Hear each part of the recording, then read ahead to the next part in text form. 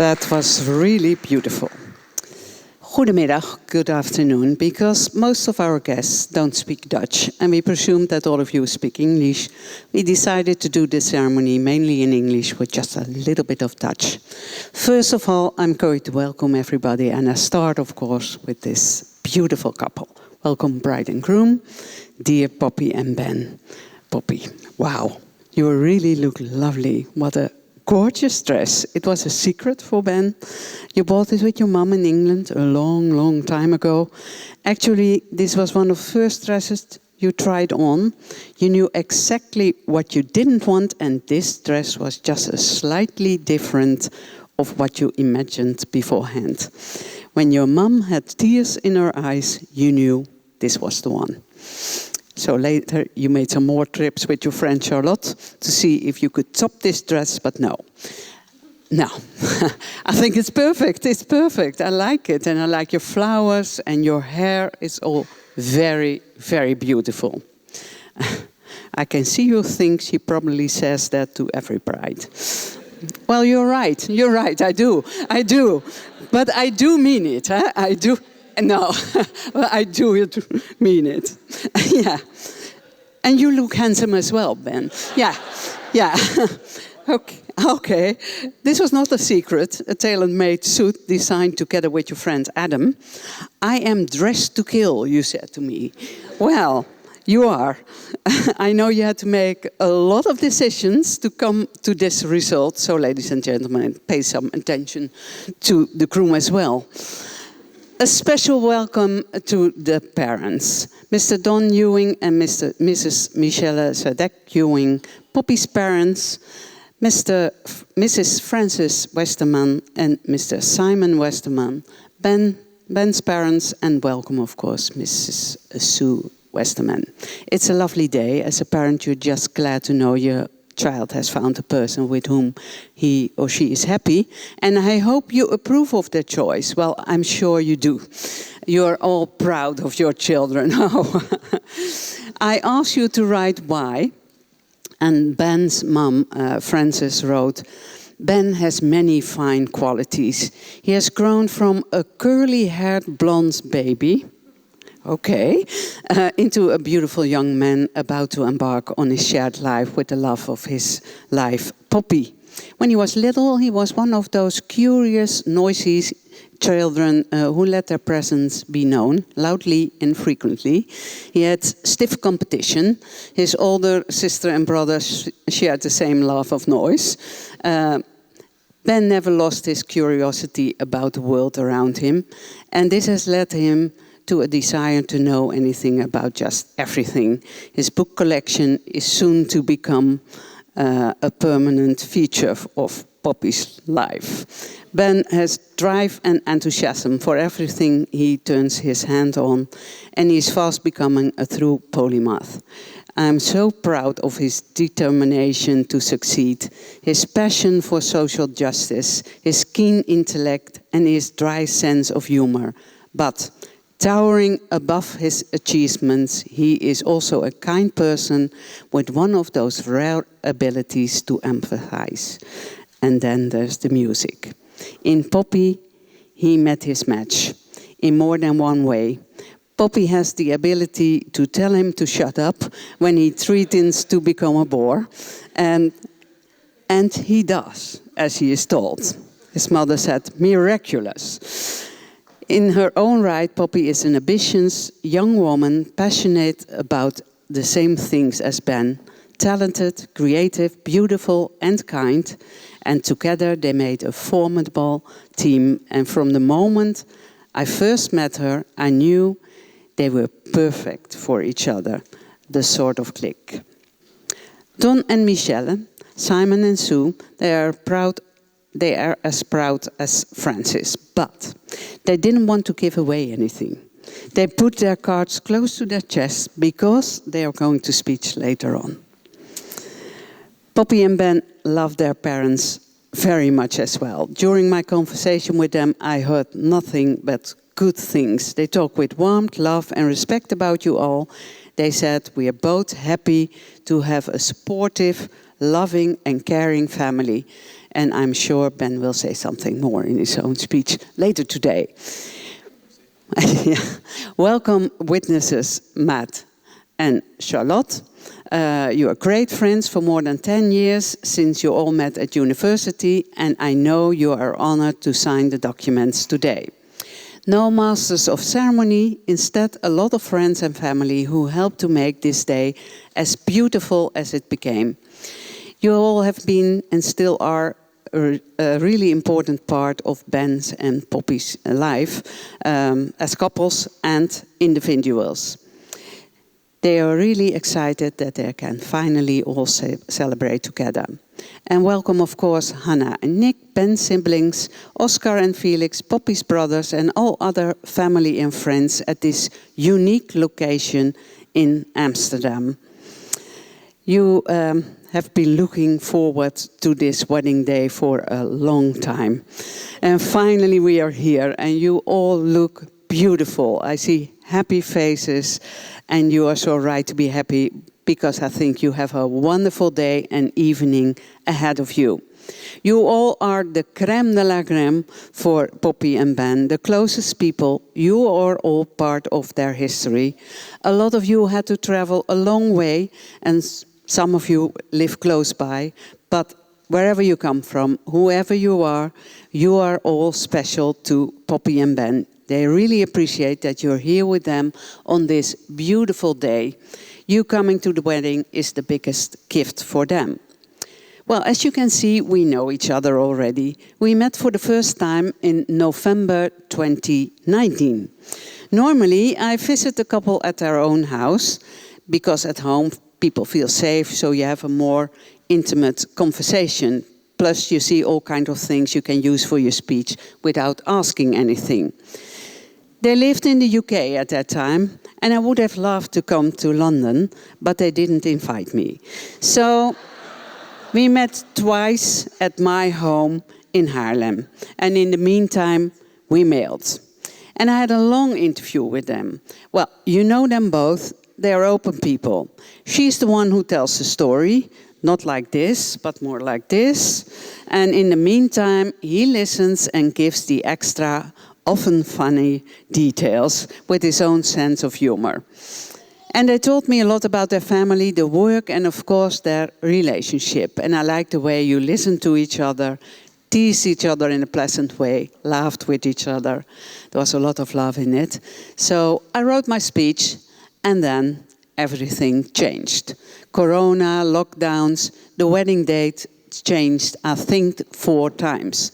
But finally, after 2 years, the world opened up, and Poppy and Ben, in the meantime, had moved to Amsterdam again. So we met again 2 months ago at our own house here close by.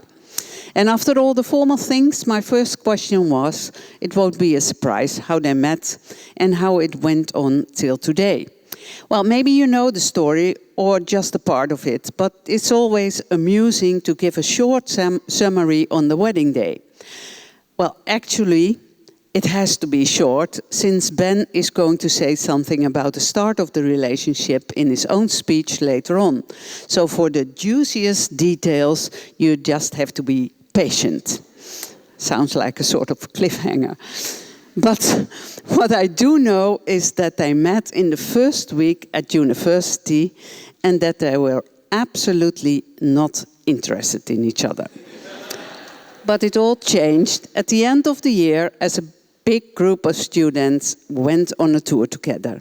And Ben and Poppy were getting to know each other, and they became friends, nothing more. The next 2 years, they sometimes did some same courses, so saw each other now and then. But only in the 3rd year of their study, they became closer. Closer, but they didn't get any friendlier. They ended up arguing all the time, and they even sometimes shouted at each other. Let's say they just couldn't find a way to show their real feelings. All changed at the tour to Cornwall. Finally, they really talked, and they wondered, why are we arguing all the time? Could it be that we are more than normal interested in each other? It didn't take too much time to realize they had been falling in love. And they tried to keep it a secret, but that didn't work. You just had to look at them and you knew. After returning to London, they started to date. They worked hard, they studied hard, their relationship became stronger and closer, and their love was only growing. Poppy has changed so much in my life, Ben said. She gives me the confidence to be the best version of myself. She supports me in achieving my goals, and most importantly, she challenges me. It makes me very sure of who I am and what I want to do or be.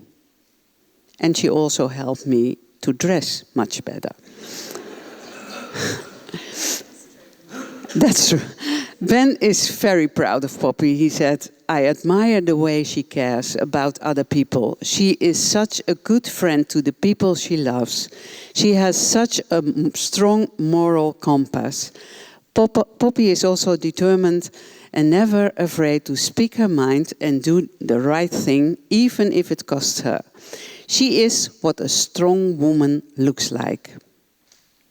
Ben, Poppy said, made me more aware and interested in the world around me.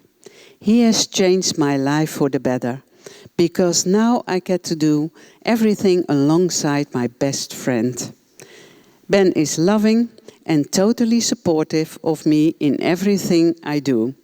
Ben is strong, driven, talented, kind, caring, and lovely, and I'm proud of everything he does every day.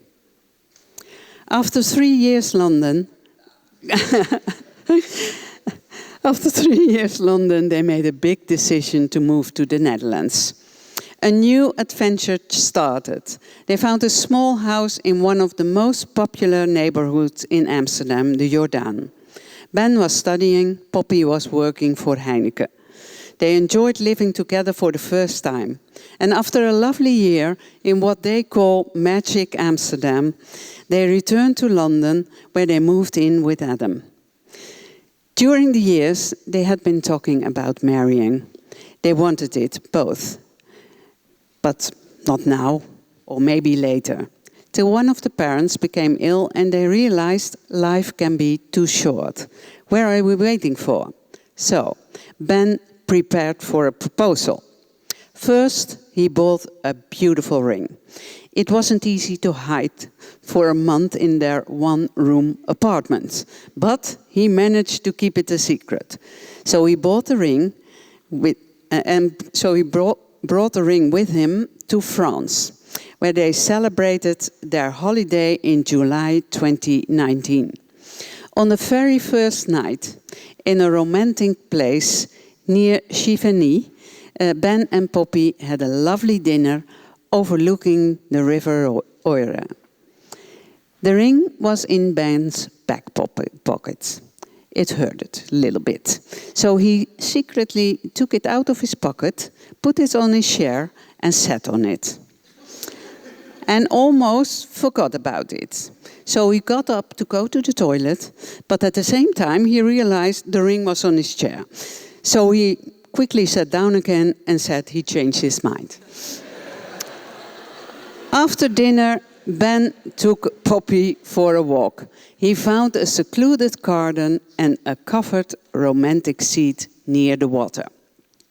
Ben started to talk about the beautiful but also difficult times behind him, and assured Poppy at least 3 times that he couldn't live without her.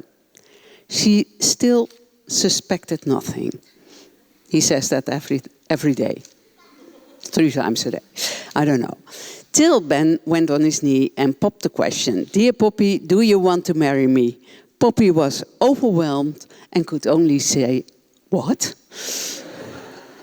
Till Ben said, "Well, that's not the right answer." But as you can see, it all worked out. They said yes. A lot of excited phone calls followed to their family and friends, and no one seemed to be very surprised. So they decided to marry in the Netherlands, where they had such a happy, relaxed and important time. And they chose for this beautiful location and a lovely day in summer 2020. And in winter 2020, and in summer 21, and finally spring 2022. It's taking one pandemic and several alterations, but finally we're all here together to witness Ben's marriage to Poppy. En vandaag is het zover. Today you are going to say yes to each other in presence of all those family and friends you love. But first, we are going to listen to Matt.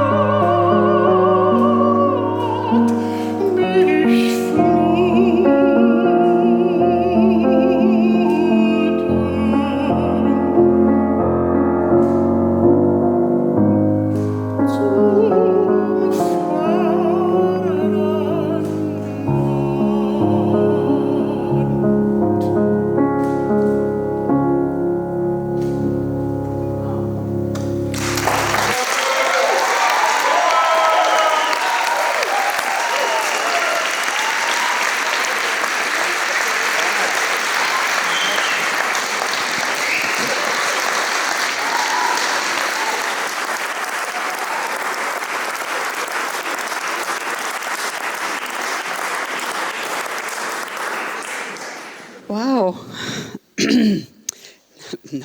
Now I have tears. Okay.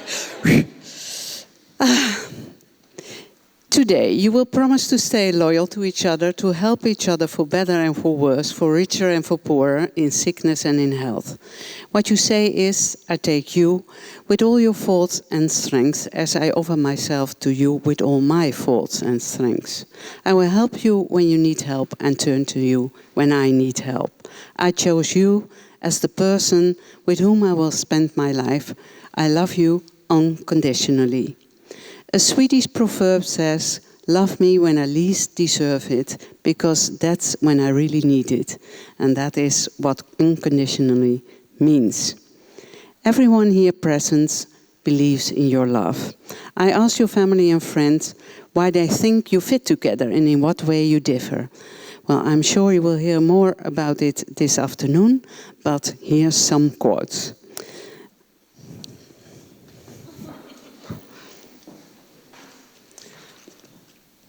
Francis said, both are independent, curious and kind. Both want to know more. Who else would emigrate in the middle of a pandemic? Matt and Sarah wrote, despite a serious exterior, Ben's fun, silly side is amazing. He is loyal and always listens. And we really appreciate Poppy's strength of character. She's always got your back. Poppy and Ben have their differences. Ben loves Pokemon and Poppy does not. But the similarities are many. They're both extremely resilient and stand up for what they believe in. They're ambitious, they share the same dreams, and they dream big. Friend Rob mailed, Ben is thoughtful and intellectual, ready to listen and help his friends on any occasion. He's got a sun-seeking streak and he's keen to get out and experience all that life can offer. Poppy can really cut through the fat. She is powerful and direct and faces the world head-on. She looks after her friends and she is capable of rationalizing any scenario and the best course of action. Also, she always knows the best places to be.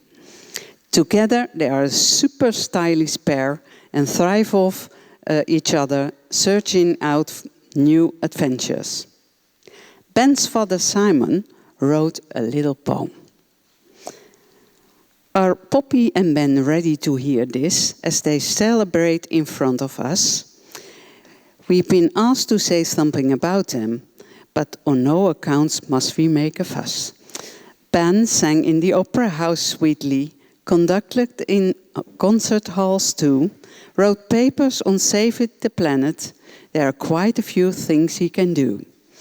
He asked who Henry VIII was. At the delicate age of 5, it turned out he was the King of England, whose 6 wives did not all survive.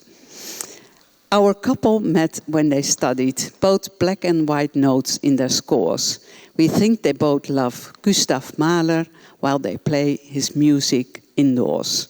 When we look at their future together, there's a prediction that is safe to make. Whichever city or town they live in, it needs to have a nearby bagel bake. Well, as you can hear, everybody believes in your relationship, and I think too, you are really soulmates. You respect each other, you want to make each other happy. For me, you are a real team. But it's not so important what we all think of you. It's more important what you think of each other. I asked you to write down why you know he or she is the one you love, the one you want to grow old with. You are going to read those love letters now. And I start with Poppy.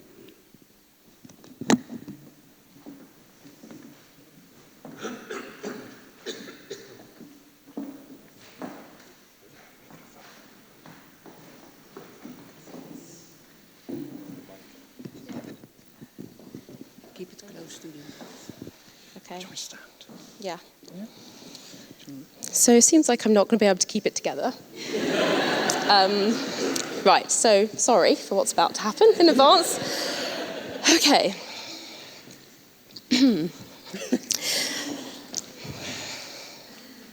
Yeah, Okay. Originally in 2020, I wasn't very keen on writing our own vows. Can you just go with that? That's... No, too far. Come back, too far. Okay. Not because I didn't know what to say, but because I didn't feel the need for everyone else to also be witness to it. But now, the world's a little different.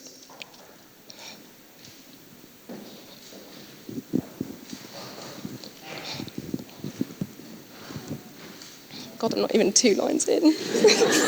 God, so sorry, we'll be here till this afternoon. Okay. The world's a little different, and I'm so pleased we decided to write our own, because that version of me in 2020 couldn't have been more wrong. God, I'm shaking as well now, this is terrible. God. I should and will take every opportunity to say as many times as possible to everyone and anyone who I can make listen, thank you for being you. And I love you completely, totally, and utterly.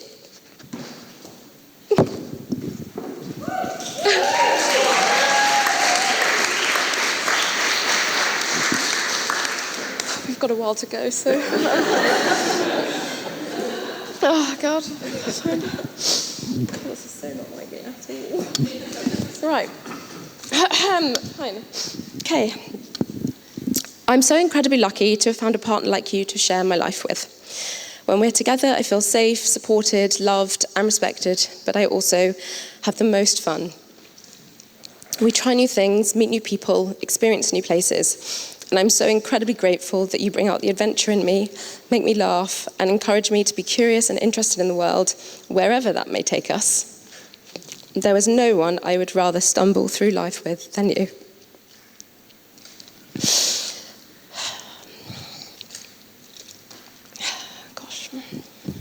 Come on, show us some. No. I'm ruining all the pictures as well. Right, okay. You're always open and honest, and you're fiercely loyal to everyone you love, qualities that I value hugely, and so have many people in this room, been witness to it. You're thoughtful, compassionate, kind, and I can always rely on you to be yourself in all situations.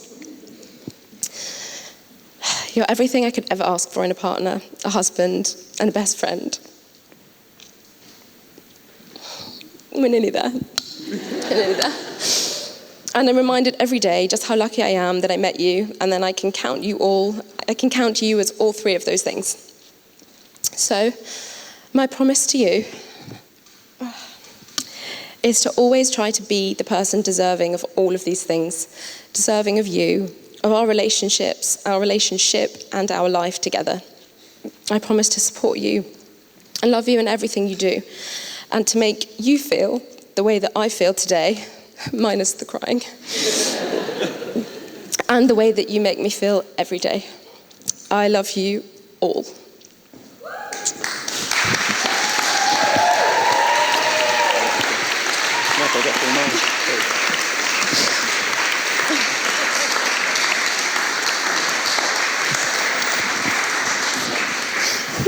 Tough act to follow. Whew. Just going to have a moment, if you don't mind. I did not come here to see us both just weep all day. We're going to be fine. Whew. Right. Poppy. They say that you find love in the least likely places. 8 years ago, almost exactly, on a summer's night in the unlikeliest of places, I realised that I had fallen completely, hopelessly in love with my best friend.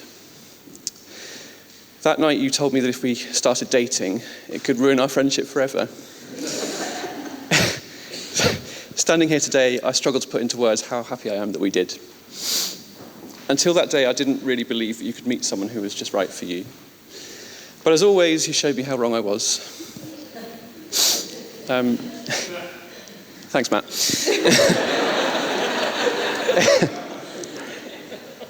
When I was trying to figure out what I wanted to say to you today, there was one moment that stood out in my mind. When we moved in together for the first time, in this very city, what feels like a lifetime ago, the night we moved in, we were sat in bed, having lugged 40 boxes up those bloody Dutch stairs. And you said to me, "It feels like we're home now." It's a moment I've never forgotten because I realised then that wherever I go, my home will always be with you. And in that exact moment, I think I knew I wanted to spend the rest of my life with you. Your love gives me strength. Your smile gives me joy. You challenge me to dream big, to fight for what I believe in, to strive for more. Thank you, Emily. You tell me what I need to hear, not what I want to hear. And there is no one whose opinion even comes close to mattering as much as yours.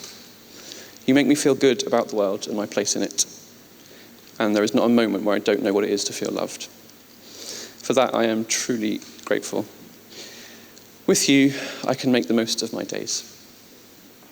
So today, I just want to promise you two things. I promise that I will strive every day to make you feel as lucky as I do to be with you. Almost. And I promise that wherever we go, whatever we do, you will always be loved completely and without question. I love you, and I always will. I simply want to tell you that I can't imagine life without you. And if I'm grateful for one thing, it's that I will never have to.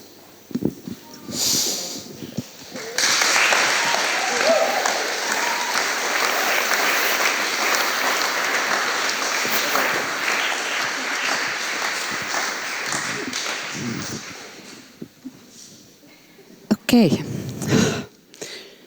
It's time for the moment, time for the question. So please stay.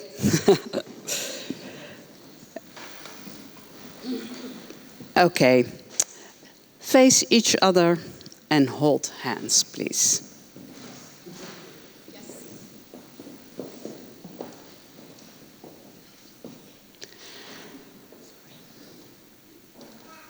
Benjamin Francis Westerman. Do you declare to me to take as your wife, verklaar jij aan te nemen tot jij wettige echtgenote, Poppy Alexandra Sadek Ewing, and do you promise that you will loyally fulfill all the duties which are imposed by law upon the married state, en beloof je getrouw alle verplichtingen te zullen vervullen die de wet aan de huwelijksstaat verbindt? Wat is daarop jouw antwoord? Yes. Ja, zeker. It's all good. Poppy Alexandra Sadek Ewing. Do you declare to me to take as your husband, verklaar je aan te nemen tot je wettige echtgenoot Benjamin Francis Westerman?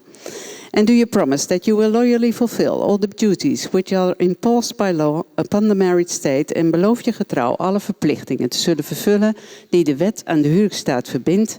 What is your reply? I do. Dan verklaar ik als buitengewoon ambtenaar van de gemeente Amsterdam dat jullie vanaf dit moment als man en vrouw aan elkaar zijn verbonden. You're both united in matrimony.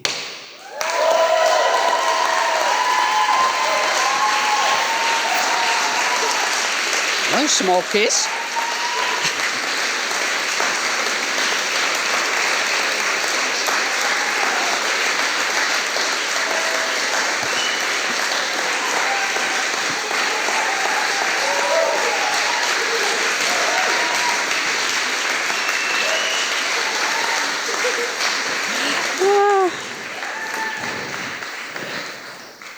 Would be nice to hear such an applause every time you kiss. Huh?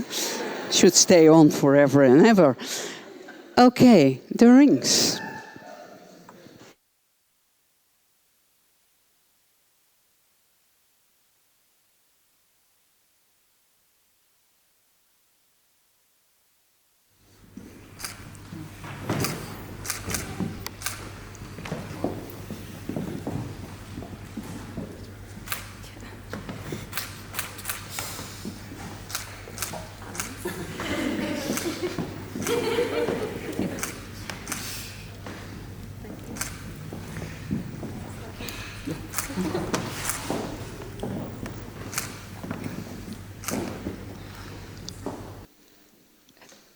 Giving rings to each other is a rather new tradition.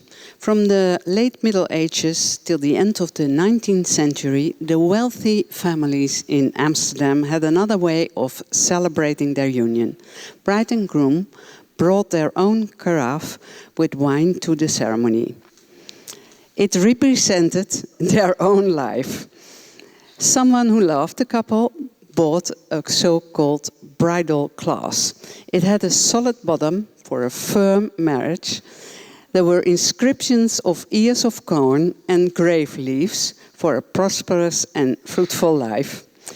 The bride and groom poured some wine out of their own bottle, so out of their own life, into the glass. And from that moment on, their lives were mingled and could not longer be separated. Every day, on their wedding day, they repeated the ritual and so conferred again and again that they were inseparable. So I bought the antique wedding glass for you and brought the carafes, of course. And we are going to do it now.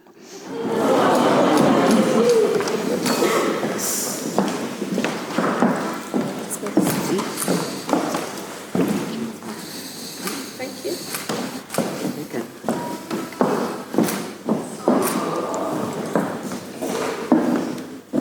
So you can put it in. Together? Yeah. Oh, my dress.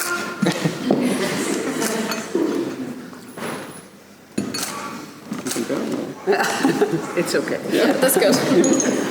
Okay, I give it to you now. And both take a sip out of it.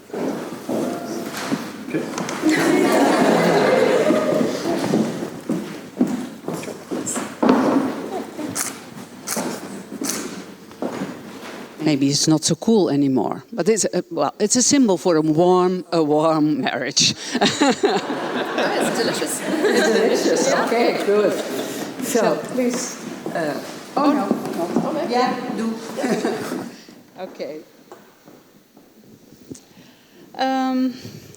We are going to sign the documents now, and normally the couple signs first, but this time Matt signs first because he is going to sing during the rest of the signing. So Matt.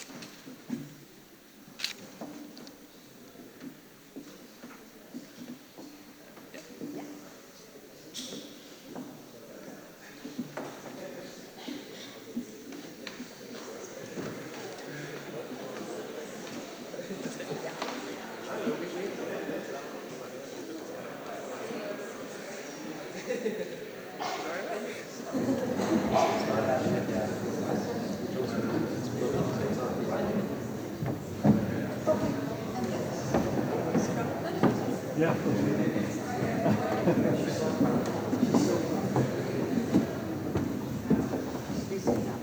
Sit down.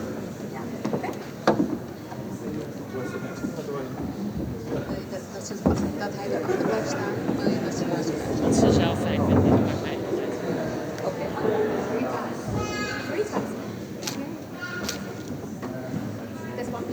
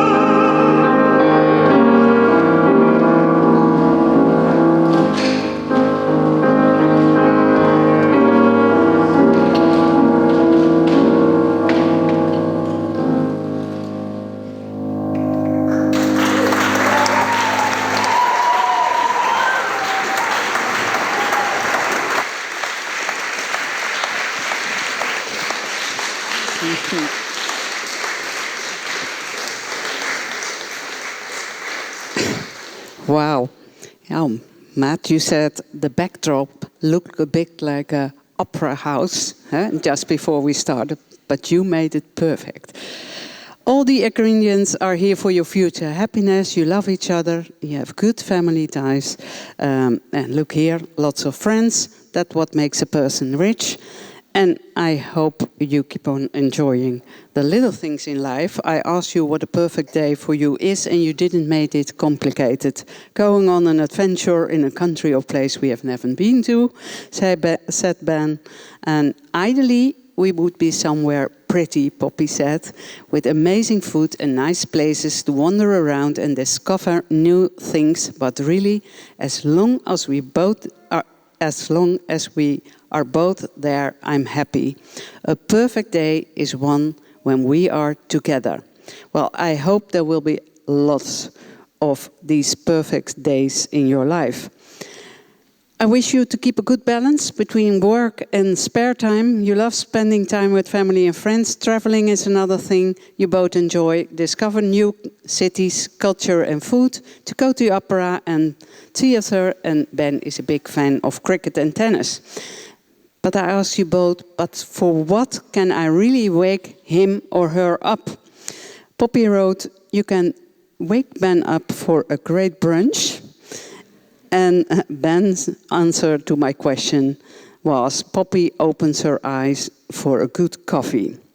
Well, to be honest, I've had more romantic answers in the past, but no, I'm joking. You talk with a lot of with so much love about each other. So what can I add to this all? I would say, stay on this path.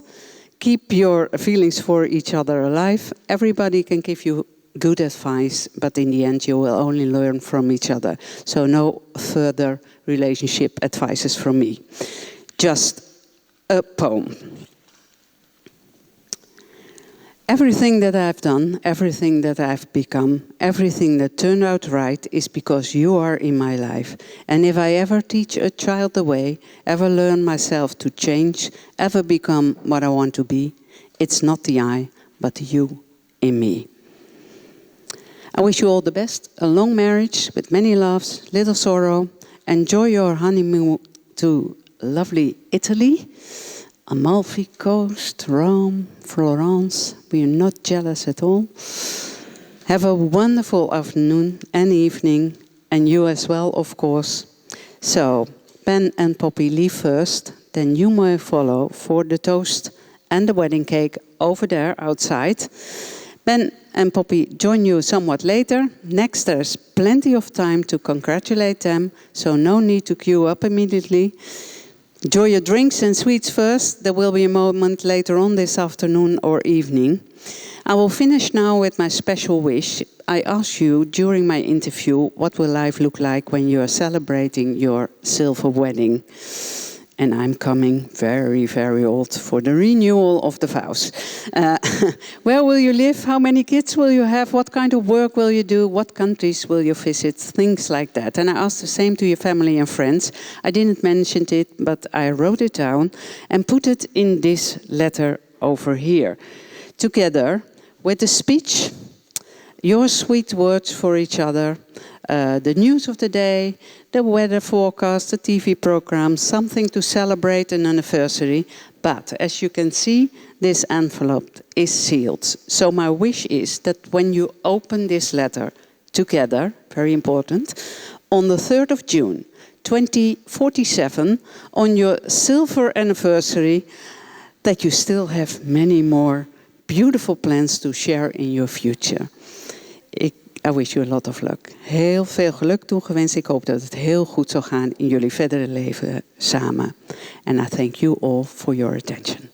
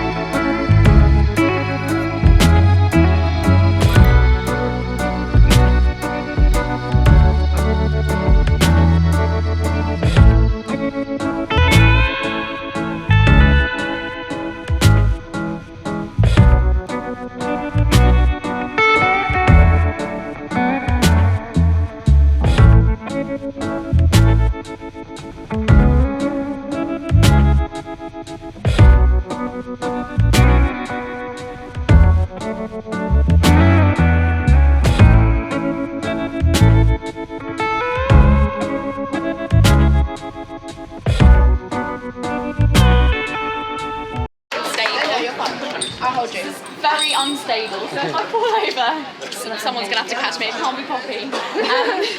Hi everyone, I'm Charlotte, and I'm going to just say a few very, very short words because I know that the day is very hot and you all more than deserve a glass or about 17 of some fizz. Last time I gathered to toast Poppy and Ben, gather people together, I did so dressed in nothing but an 80s themed leotard atop a human pyramid on Poppy and Ben's shag do in Kent just before the pandemic hit. But it's a special pleasure to kind of gather you all again together today to celebrate, hopefully in a slightly more sophisticated circumstances. So leave that image behind you. And it's also a particular pleasure to do so celebrating some Dutch traditions, the country in which, of course, Poppy and Ben have so loved living these past 2 years, on and off for a couple of years. And one of those traditions is, of course, the cutting and eating of Dutch apple cake, which I think has been passed around already, so I hope you're all enjoying it. But before I kind of wanted to do that and raise a toast, of course, to the reason that we're here, one of the most first important messages was to say a huge thank you to Husta for that absolutely wonderful, warm, sincere, traditional Dutch wedding ceremony. So congratulations. And thank you. And it was especially, sorry, I can feel, I'm shaking a bit, but the table is shaking. It was especially refreshing to hear such a distinctly Dutch take that is a very direct perspective on Poppy and Ben's relationship. Particularly given the road to this wedding was anything but direct. Of course, Husta's already mentioned, but the slight spanner in the works that was, of course, the pandemic that forced poor Poppy and Ben to put their celebrations on hold. Not once, not twice, 3 times, no, or yeah, four times it was. And yeah, we're now obviously very lucky to be celebrating here almost exactly 2 years to the day. Is that right? Pretty much. Yeah, pretty much. Yeah. Or of course, you know, hindsight is a very wonderful thing. Or to use a traditional Dutch expression, it's always easier to look a cow in the ass after the fact. If anything, I think Poppy and Ben should be commended because, you know, they've had 2 years. They could have changed their minds. They could have tried to get out of it, but they didn't. They decided to go ahead with it. So they must be really, really keen on each other. Which, as Krista's already mentioned, is a lot more than can be said for the start of their acquaintance. I know it might be hard to believe now, but there was a time Poppy and Ben were at constant loggerheads with one another, leaving any other party, usually myself, Alice, Adam, Matt, whoever really, left completely speechless, or as the Dutch like to say, sat with a mouthful of teeth. But don't worry, I'm not going to go into all of that, especially before anyone's had a proper drink. Hopefully you've managed to have a sip of something now, else we really will all be sat with a mouthful of teeth. Of course, it's safe to say that Poppy and Ben have been blissfully happy together ever since that fateful Cornish evening that they first ate biscuits together. That's another Dutch euphemism. I'm not at liberty to divulge what that means here. So we're here, of course, to raise a glass to their love and cut, well, it is already cut, this incredible looking Dutch apple cake, which is from Poppy and Ben's favourite cafe in Amsterdam. It's called Winkel 43, is that right? Winkel 43.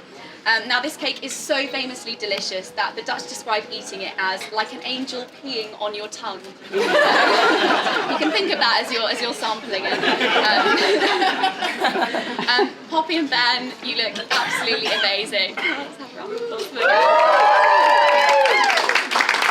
Or the Dutch would actually say that you look chicken delicious. Kiplekker, is that right? Kiplekker? Means chicken delicious. Apparently it means fit, which I think is very fitting given we spent the majority of our university career clearing out chicken shops at the end of nights out. So you look chicken delicious. So I know I speak for absolutely everyone that we're so proud to be here and happy celebrating you and just very honoured to be in your life, so thank you. And to Poppy and Ben. And for all of you guys, you all look absolutely chicken delicious as well. I hope that at the dinner table, nobody sits with their mouth full of teeth. And I hope you all enjoy the food so much that angels pee on your tongue. And I hope you all get so merry that you eat biscuits with someone at the end of the night.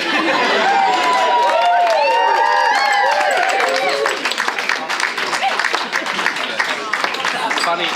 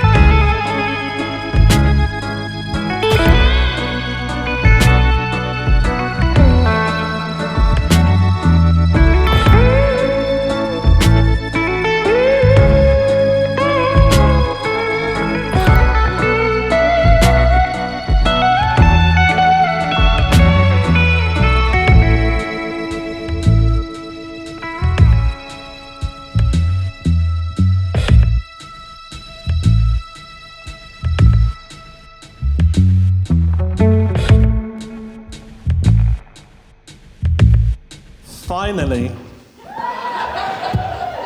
and I don't mean me finally we are all here. Thank goodness. It's traditional for the bride to be late for her wedding, but for fuck's sake, what, 2 years?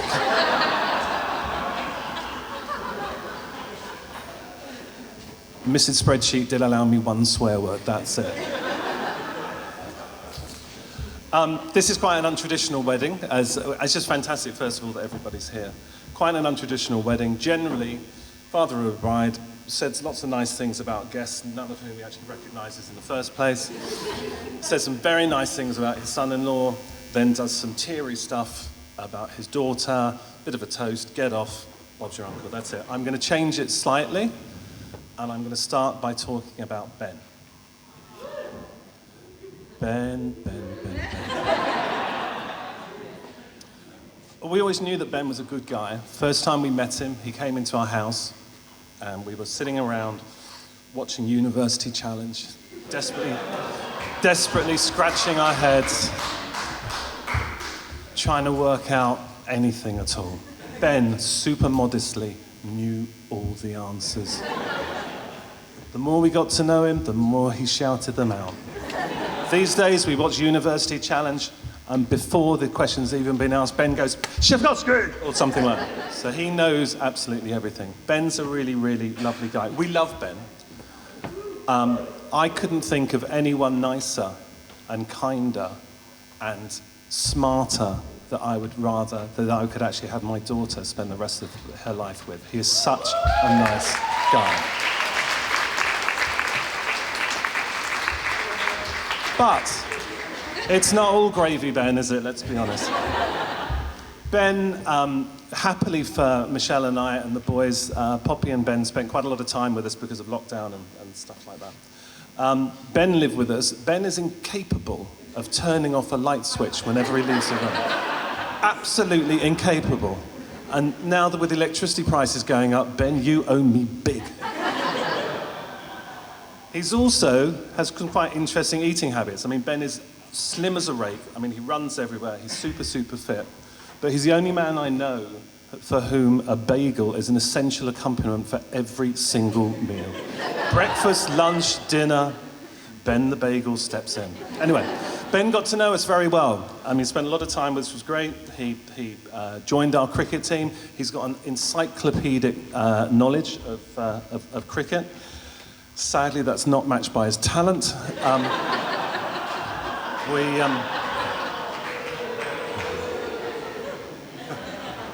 He can bat okay, that's fine. Unfortunately, he bowls like a windmill and he throws like a toddler, which is slightly embarrassing.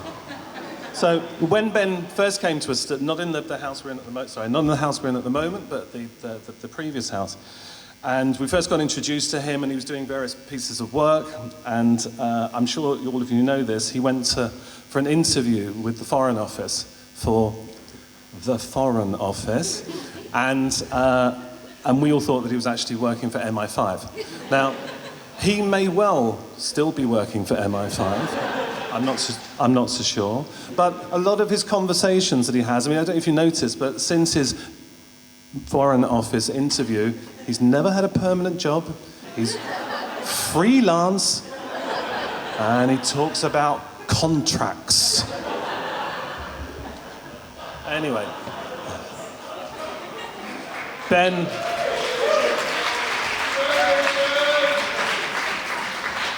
is just a great guy, and I couldn't think. I mean, I'm delighted. It's very, very old-fashioned to say we welcome him to our family. We just love him, and he knows that we love him, and Ben, thank you. So that's my Benny.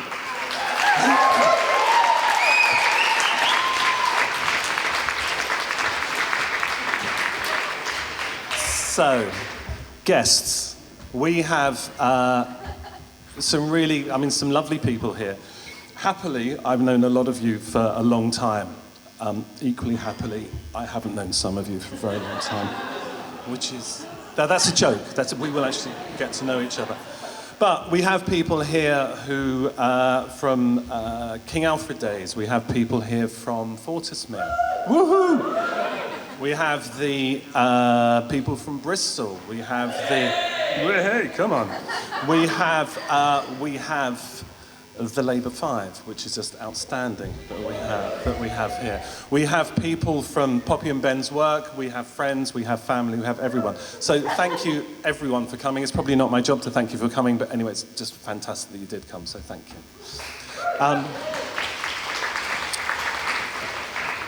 I got some instructions from Mrs. Spreadsheet about what to say, what not to say,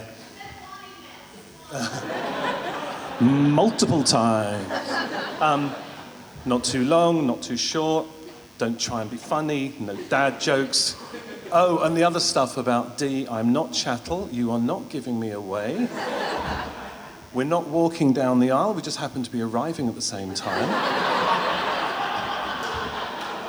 There is no bouquet, they're just a bunch of flowers. All stuff like that. But, I mean, so Poppy just gave me some what to do and what not to do. Anyway, I'm now going to talk to you about my daughter. I don't know how Marge, or, so it depends actually when you know us. I mean, some people call us Don and D and M, some people call us Don and Marge, some people call us Pam and Mick. Anyway, however you know us. However you know us, I'm not quite sure how I can actually put into words in a couple of minutes how we feel about Poppy. Poppy is the most outstanding young woman that I have ever met.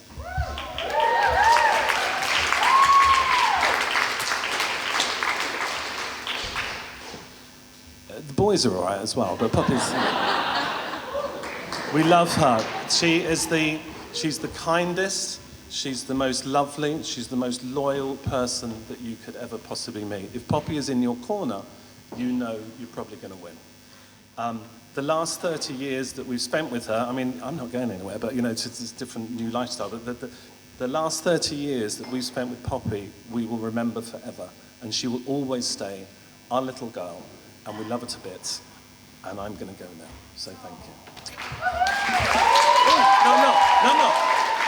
No, I forgot. We now have to toast Poppy and Ben, sorry. I forgot about that. So, could you raise your glasses, people, to bride and groom, Poppy and Ben. Thank you very much.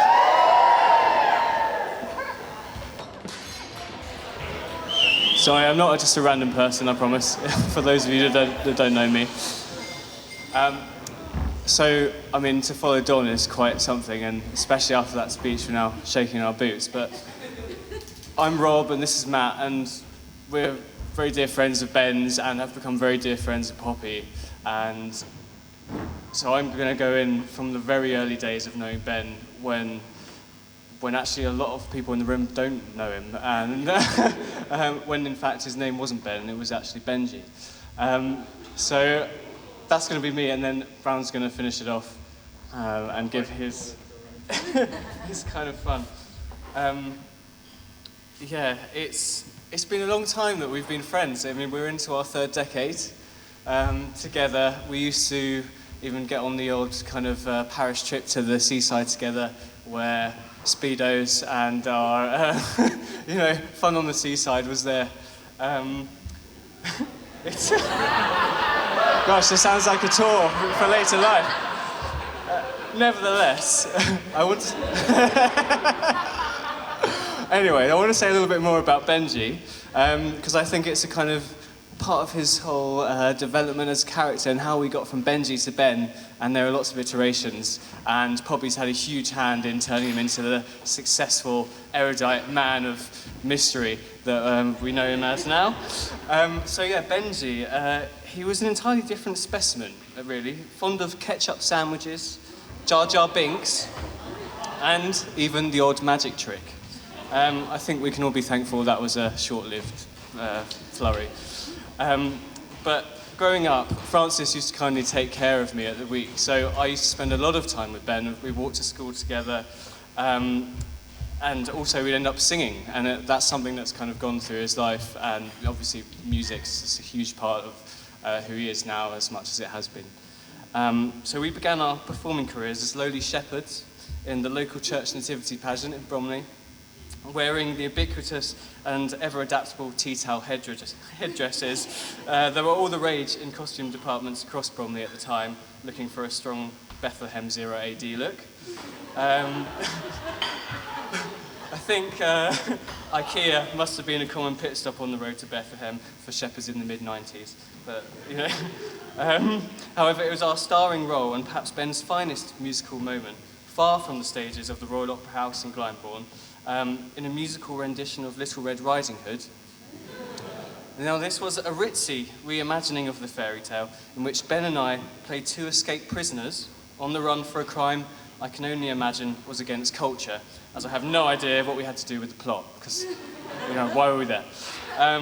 The show wasn't quite Broadway, so to speak, but we two intrepid young stars pranced our way across the Scots Park gym hall / cafeteria, and I think it's a testament to what became of Ben when he finally did end up on Glyndebourne and the Royal Opera House stage, that he'd gone through the Scots Park training to get him to that thing. As I'm sure you'll be glad to hear, a life of crime and or dance wasn't on the cards, but music stuck, and so Benji, with me hot on his heels, ended up at secondary school together, where we got to do a lot more singing, and it's here that the alter ego, Ben, which many of you may know, began to take shape. So I'll leave you to decide who's the imposter, but he's Benji to me. So early Ben, which sounds a little to me like early man, wasn't the cultured international man of mystery we see before us today, resplendent in turtlenecks, Nehru collars and Ray-Bans. There was a lot of work to get to this point, and no doubt aided by Poppy's stylish sensibility, so thank you, Poppy.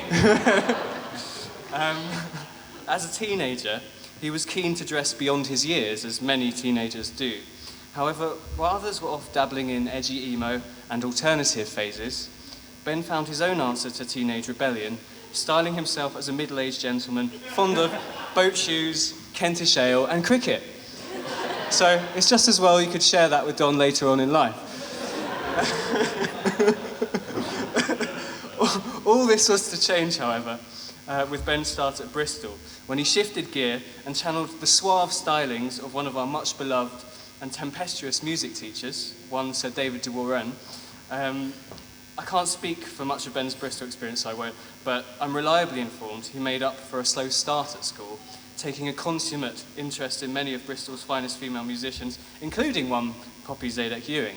So he caught up, so that's the main thing. But while the start of their relationship began with feigned or real hatred, they managed to navigate a way through that steamy tension to see how similar they were. In fact, it's good to see they still keep that early magic alive, continuing to compete over who can be more stubborn. So I don't want to say Poppy always wins, but I think we can agree she doesn't lose. But together, they make such a formidable and stylish pair. So I was touched really when Francis also used that word formidable to describe them, because they really are such a power couple, and making their path through Europe. I have a great admiration for them. Poppy's fun-loving nature and ruthless pragmatism and organisational prowess make her the fun friend who's ready to march you through any crisis or adventure. And it's Poppy's and Ben's shared sense of adventure that really inspires me now as they continue on in this new chapter together. I think they're an example of how to get out and live your life with no holds barred, which I hope we can all take to heart as their nearest and dearest. The only thing I would add, like Francis, is that please don't move again during a pandemic. But yeah, I'd just like to say to Ben and Poppy, congratulations. It's a joy to be your friend. I'll always be here, as will everyone else in the room. So please raise your glasses to Ben and Poppy.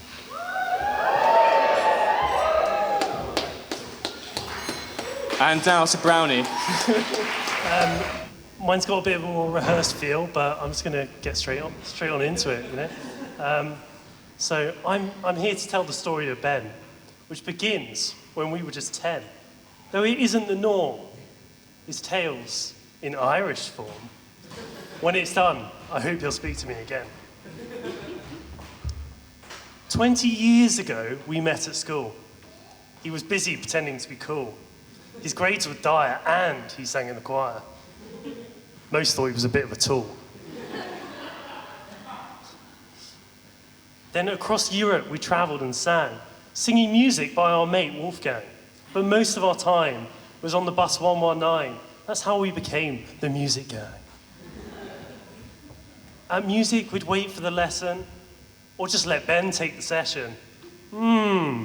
Is that a projector? What could be perfect to start our Gavin and Stacey obsession? At Bristol, Ben was feeling quite stuck. And, oh, sorry, I missed a word out here. With Poppy, he wasn't having much luck. She was a perfect match and such a catch. Maybe they just needed to kiss.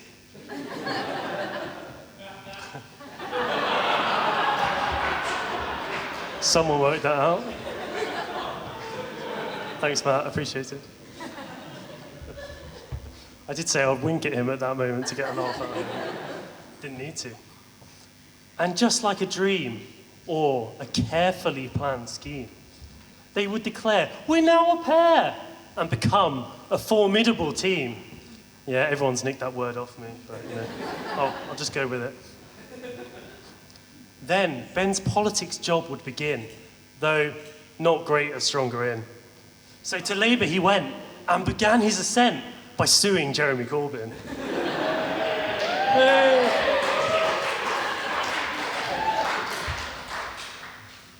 After the referendum sham, they thought, fuck it, Amsterdam. Who needed a plan? Poppy knew a man who'd sort out the citizenship exam. On these two you can always depend, both such amazing friends, loving and caring, a wonderful pairing, but still Slytherins, let's not pretend.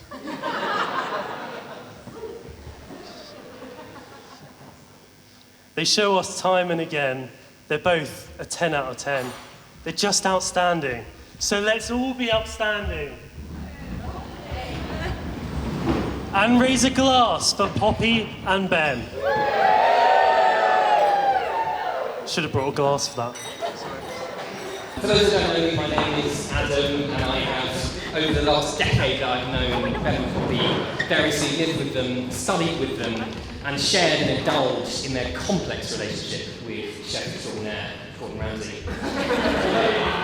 Now, I'm slightly terrified to be giving this speech, not just because I've recently demolished a whole burrata, or because I'm several glasses down, or because the other speakers have been absolutely brilliant and hilarious, but mainly because it's been 3 years since I was originally asked to give this, and I'm aware that expectations are exceptionally high.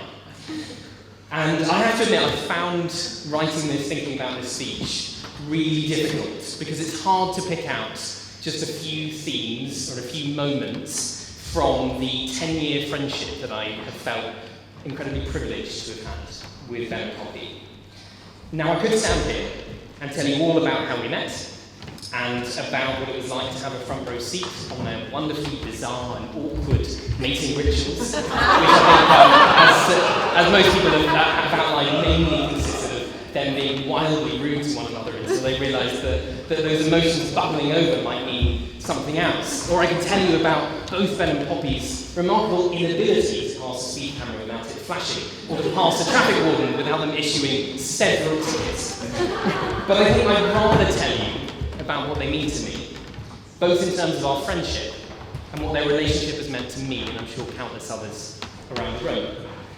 The one abiding memory I have after they got together was that it somehow wasn't big news.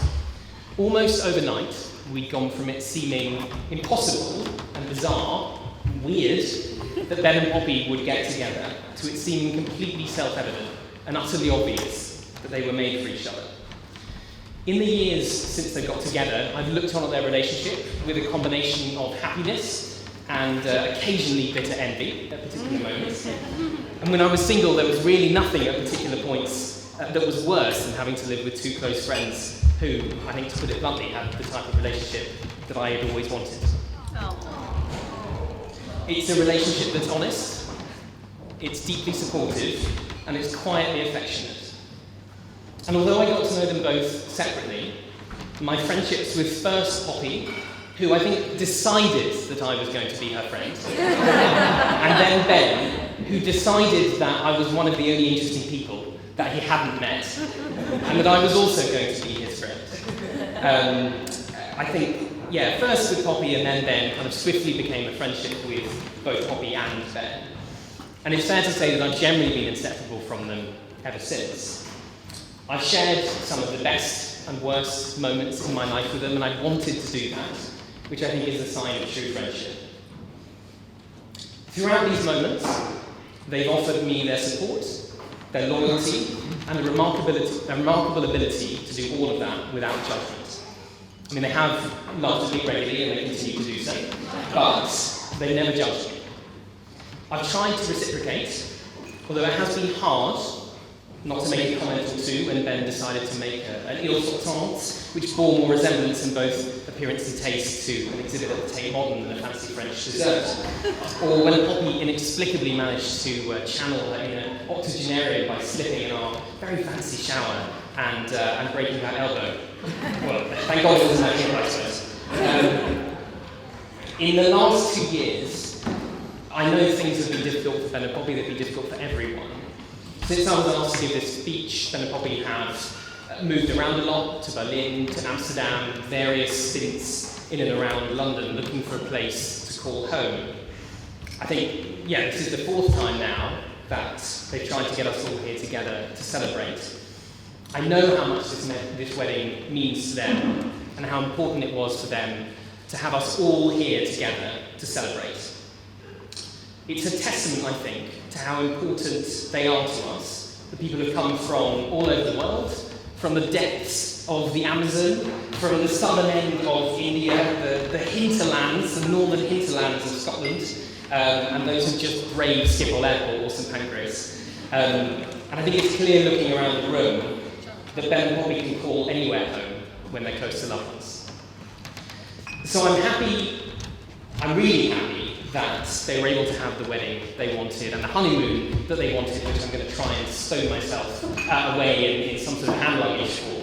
And I can't tell you how happy I am to be here to celebrate this moment with you and a love and a friendship that I cherish incredibly deeply. So with that, I just ask you all to raise a glass to Ben and Poppy.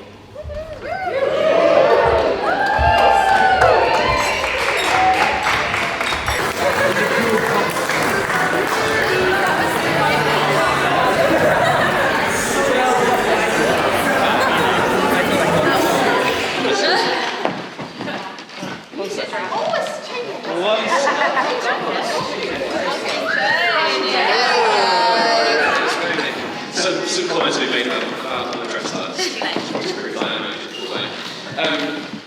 right, so good news, almost time for the party. Bad news, as we made clear, she was adamant that she wasn't going to give a speech today, and as we all know, we're probably adamant about something. So that just leaves me to say she's wearing sunglasses, so I can't see whether she's reacting badly.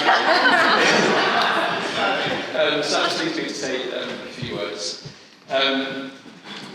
11 years ago, I found myself, and you heard this evening I'm a cool guy, right? And I'm used to it. I found myself standing in the queue to sign up for Bristol University Music Society. Yeah. Didn't even get anything. No, we didn't. It's not good. It's not good. A kind of naive, deeply obnoxious fresher. Remember the deeply obnoxious is important. And behind me was this beautiful, friendly girl chatting to some of her friends. Oh, she's moving. I just had enough already. So we get a lot of that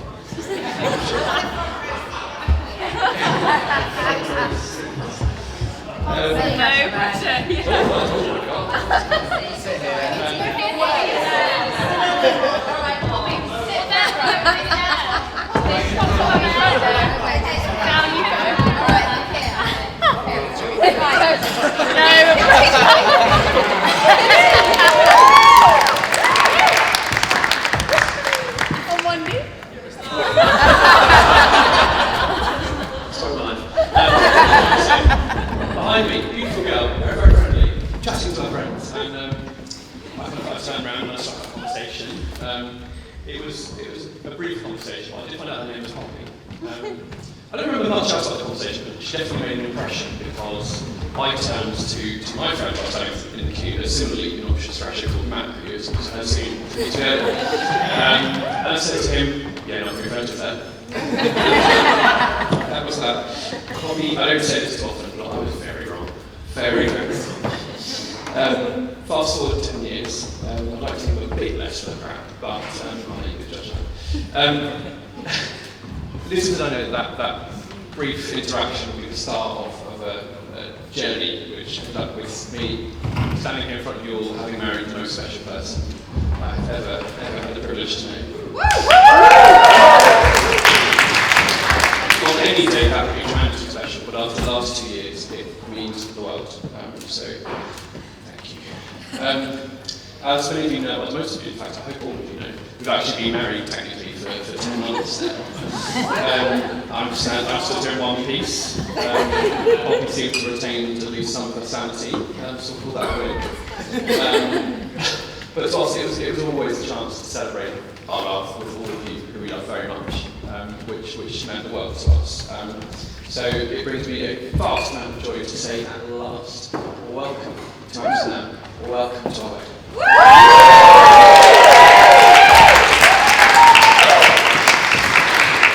So, a few thank yous on behalf of me and my not so new wife.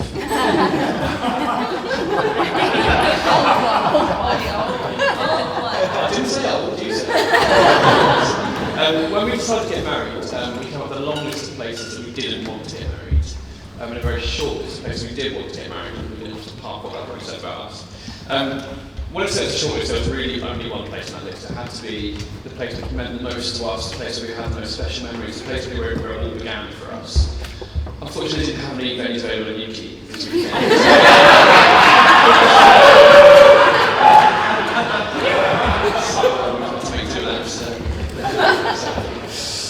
And yes, it's true, we got together in UK, laughing up City Romance, honestly, you should try and lovely time. No, seriously, this city is and always will be very, very special to us. It's a beautiful place and it means so much that you're all here. And that you're all giving us like lovely comments about it. It just means a lot because to us it's a really special place. So I'm going to start by thanking everyone in this room coming from all over. We've had Africa, we've had South America, we've had North America, we've had Europe, the UK, Brexit gags. We are just amazed at how far, in all of that, people will come for a free bar. Really, we love you all. Thank you for being here. Thank you so much.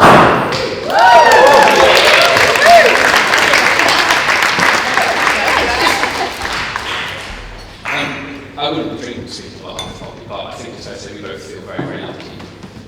Lucky that we've been able to travel all over the world and have amazing experiences, and lucky we get to keep you all very entertained with our game of whether the fuck are Ben and Poppy going to live next. The most we're lucky to have the most amazing people in our lives, so I'm just going to embarrass a few of those people very briefly, if I may.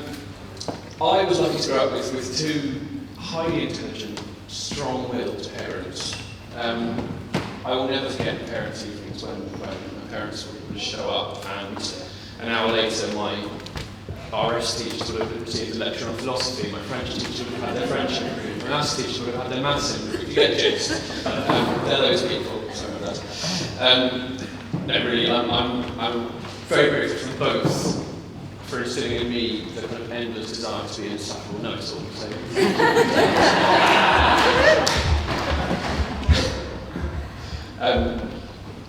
Start out, so it's absolutely wonderful to have you both here today. I have a lot of my interests to my dad, actually. Unhealthy obsession with cricket, come up, sorry, I know it's boring. A slightly less unhealthy obsession with beer. Those Saturday afternoons in the South Bank played a huge part in my lifelong love of music. And my slightly unnecessary knowledge of London transport infrastructure, which is really cool. But my dad is a one-of-a-kind person. I think that's very fair thing to say, and I wouldn't have that either way. So thank you, Dad.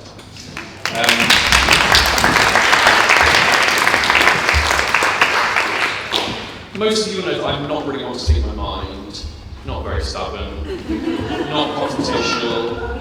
I wish I had all of that for my mum.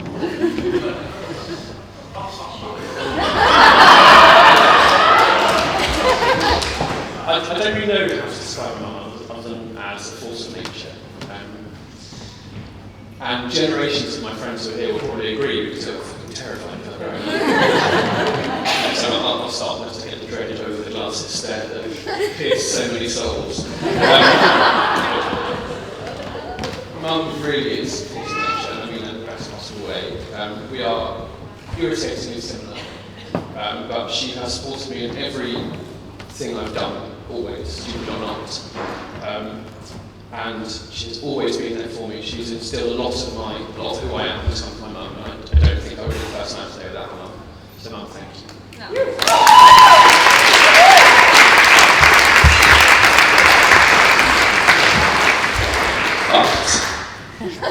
But I'm not the only person in this relationship with a unique set of parents.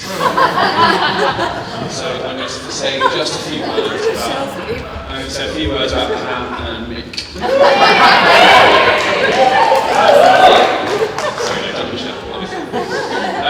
first time I met them, I'm not really one to get nervous, but the first time I met them, I was pretty nervous.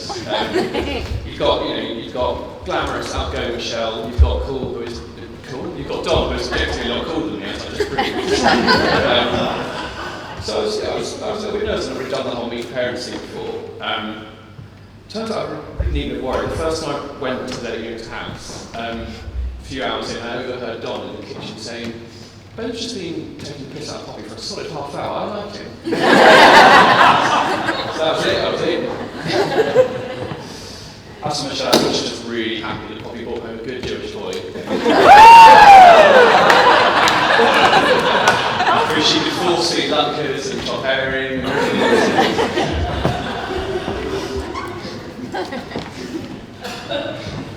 From the afternoons witnessing how crapland cricket to challenging me to drinking contests with apricot brandy and bars in Berlin, there is never a dull moment with Don and Michelle, and I will not have it any other way. Literally, they are the two kindest, most generous, warm-hearted people you could ever wish to meet, and he is extraordinarily lucky to have such wonderful people as parents.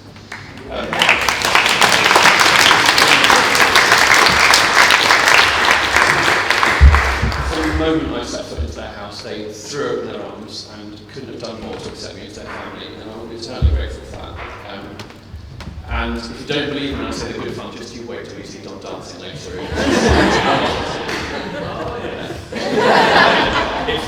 If Poppy and I are as ridiculously happy and in love as you guys are in 30 years' time, we will count ourselves so lucky. Thank you both.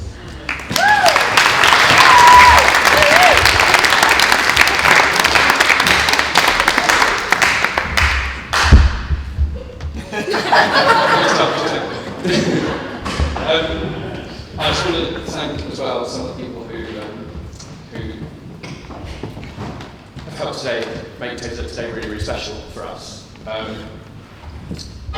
Earlier you heard some utterly stunning singing from Matt Payne. Let's have another round.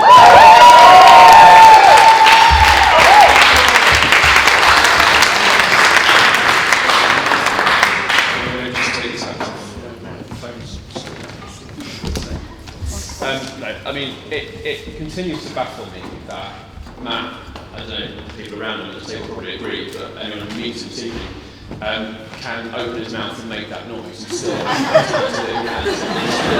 it's truly remarkable thing. No, Matt has been one of my best mates since university. We lived together, we did everything together. There was a time when Matt kind of was insisting that we were getting married actually. He still is actually, yeah. I think Poppy's kind of temporary fix for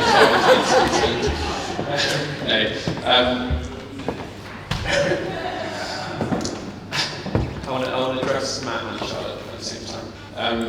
Charlotte, who was so incredibly kind with her words, and illuminating, learned some new Dutch idioms I never had before. Quite handy, I'm sure. No, you are still our favourite people in the world. You always will be. We have so many ridiculous memories of both of you, which I definitely won't repeat now because they're deeply inappropriate. If you know, you know. But the highest compliment I can hey both of you, is that whenever both of you are around, Poppy and I are always smiling. And just never change. Thank you.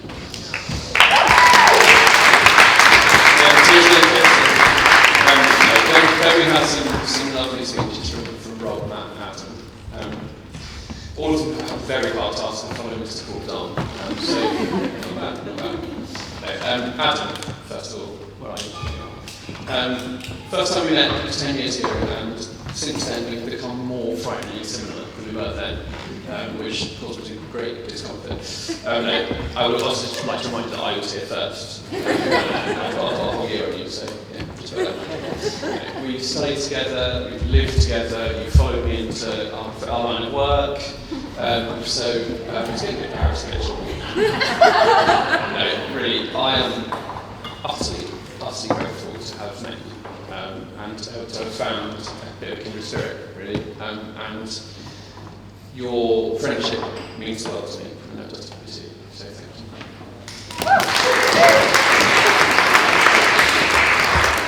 And then Rob and Matt. That's where I felt. I met Matt when I was 11 years old. I met Rob, as you heard this evening, when I was Benji at 6 months old.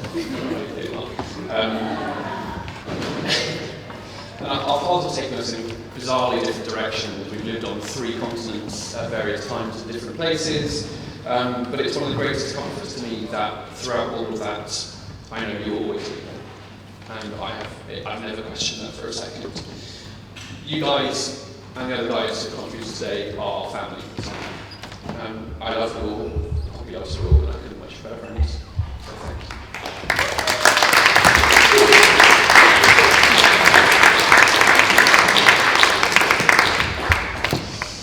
Finally, there is Mrs. Spreadsheet. That's a new one.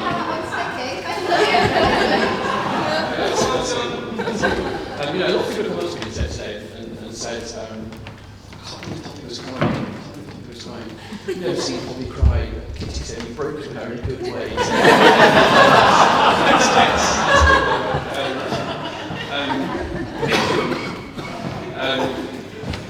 And there's lots of ways to interpret that. There's nothing wrong with crying, but for me, it's that Poppy is the fucking badass.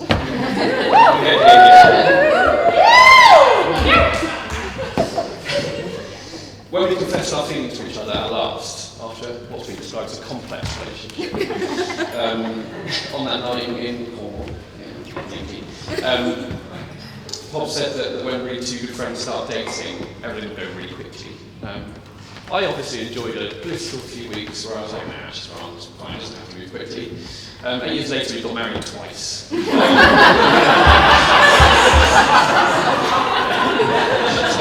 Set the precedent really of being right about everything. I would say, deciding to propose to you was the easiest decision of my life, because you have a German passport.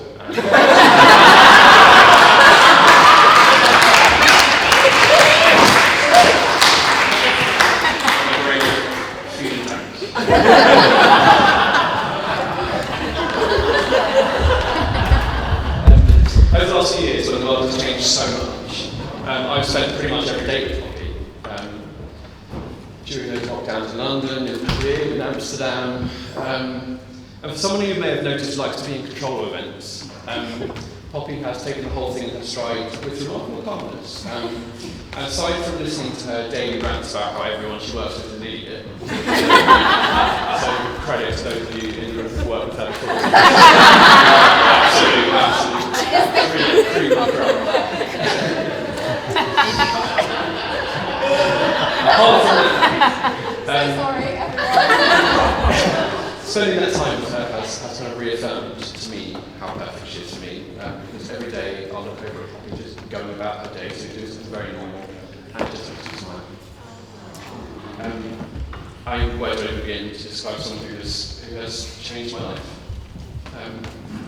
Someone who can stand by me every crazy thing I do, whether it's moving the country in a pandemic, suing a political party. Someone whose strength is a constant source of inspiration to me. someone whose patience is tested to the limit on a daily basis by my asinine behaviour. No, in my wildest dreams, I could not ever have imagined someone more perfect for me.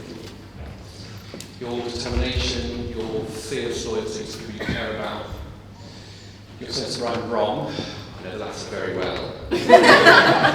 Your sense of fun, your sense of adventure.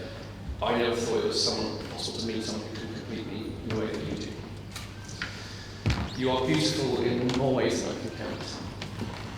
And I can't put into words how much I admire, respect and love you. Wrap up now to start crying. But you show me that life is an adventure, and it is a privilege of my life that I get to go on that adventure with you. So here, if you raise your glasses, it's to a life full of adventure, love, and getting this party started.